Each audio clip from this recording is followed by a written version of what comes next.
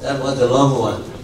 Don't pay attention to those, and let's do what we can do in the future. That's the goal that we should be working on.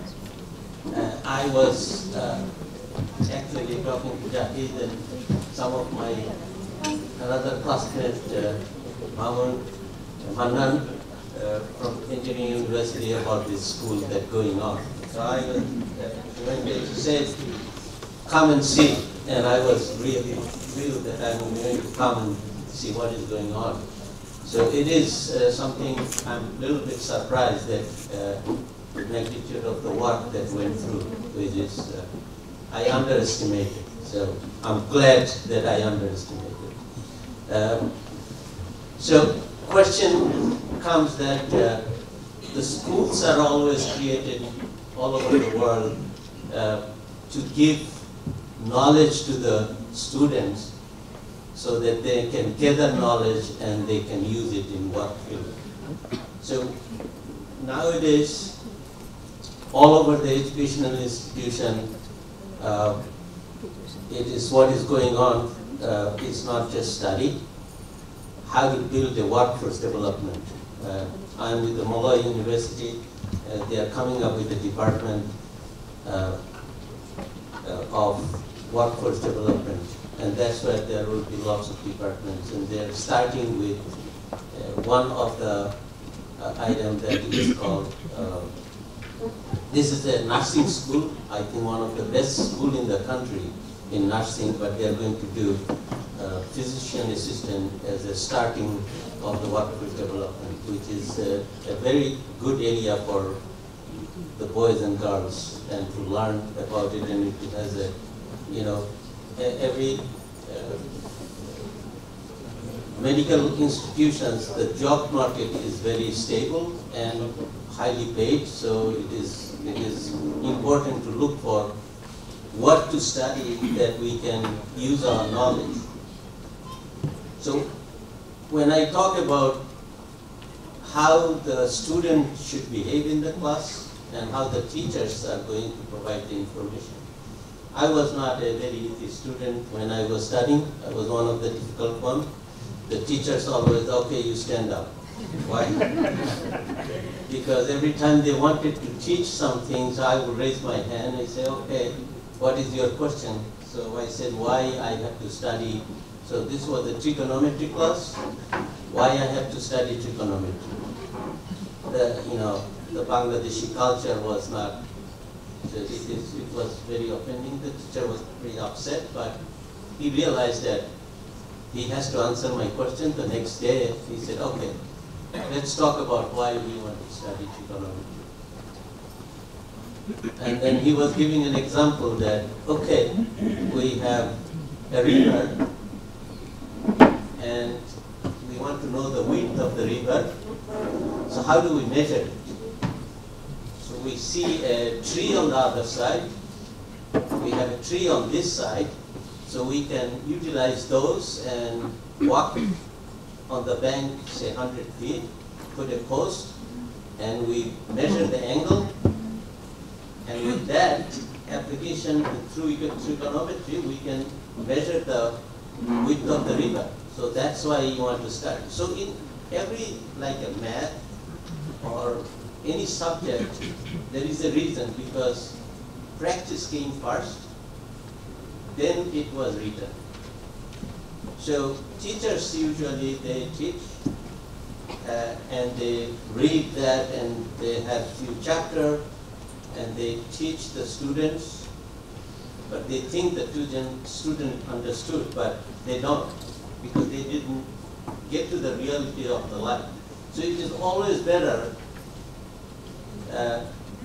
student to be little bit inquisitive about why you want to study. If you do not know why you are studying, you don't want to learn.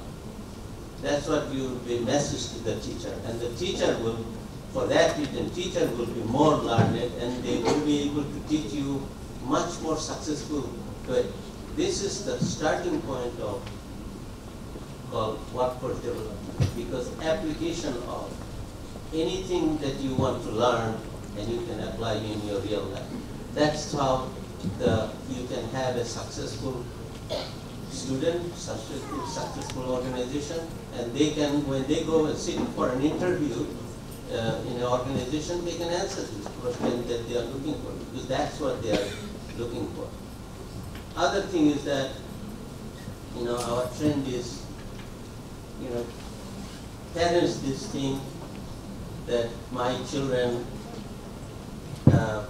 will go to school, will pray 5 times, and be honest, and become engineer or doctor, and get married and have a nice life. That is okay, but the life around the world is changing. We have to look at it, why and where are the subjects that we should go and get into, so we can have our say. I wouldn't say powerful or anything, or that we can fight back. I would say that where it is applicable, our voice will be learned.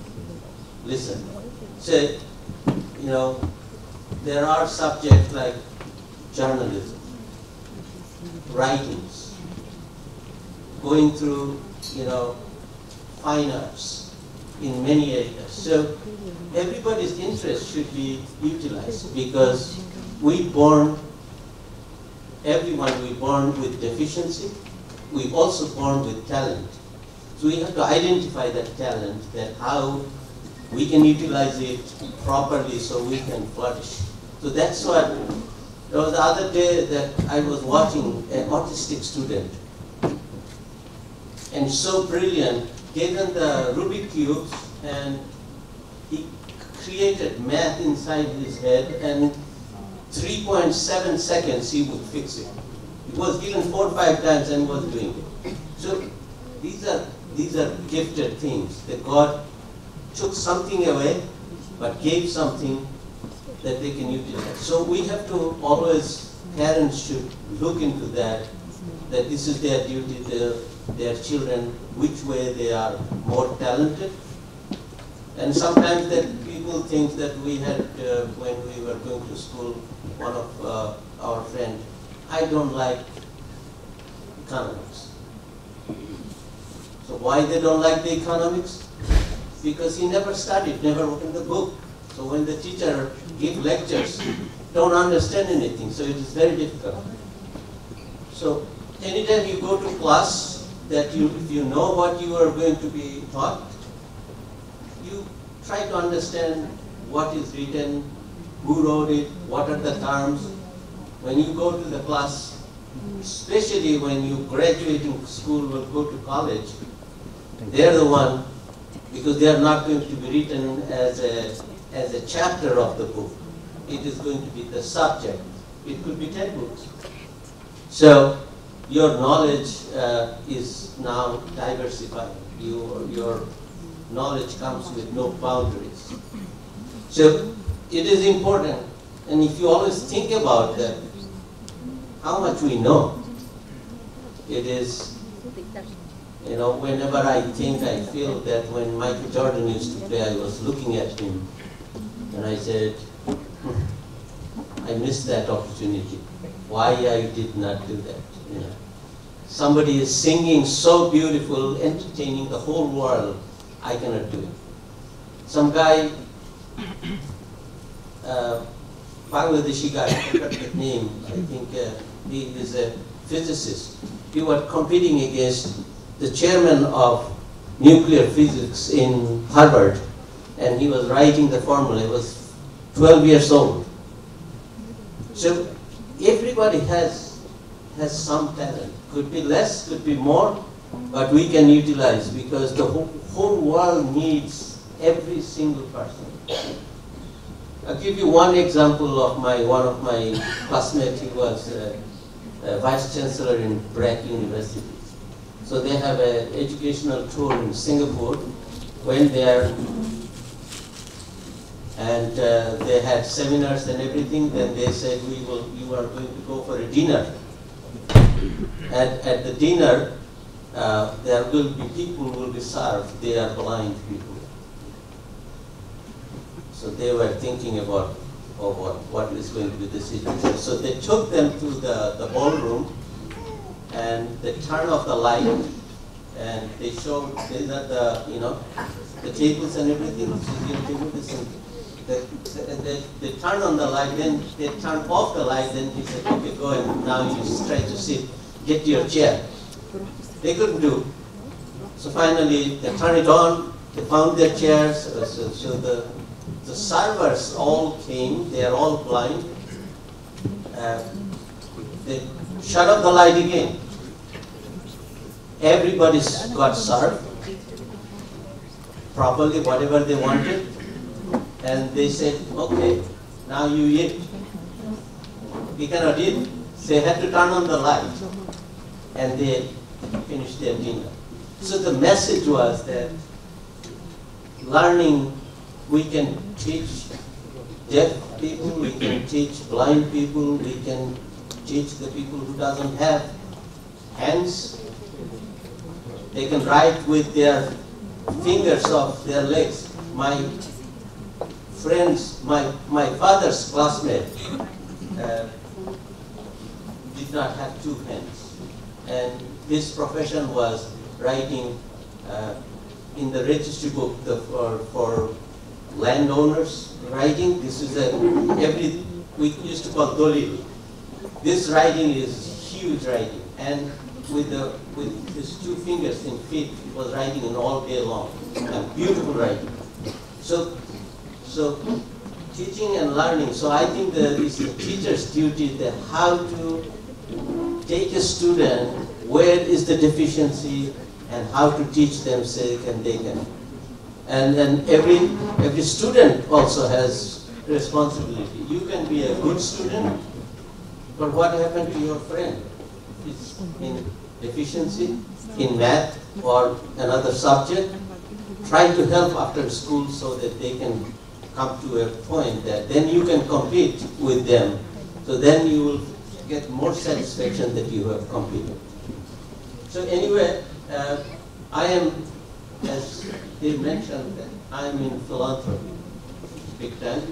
I feel like that when we are kind of successful, you have to have your own basic needs. Once it is done, try to look at the others, how you can help them, because you can have a very good degree, good job, big house, nice car, everything that you can accomplish by your skill, that you earned it.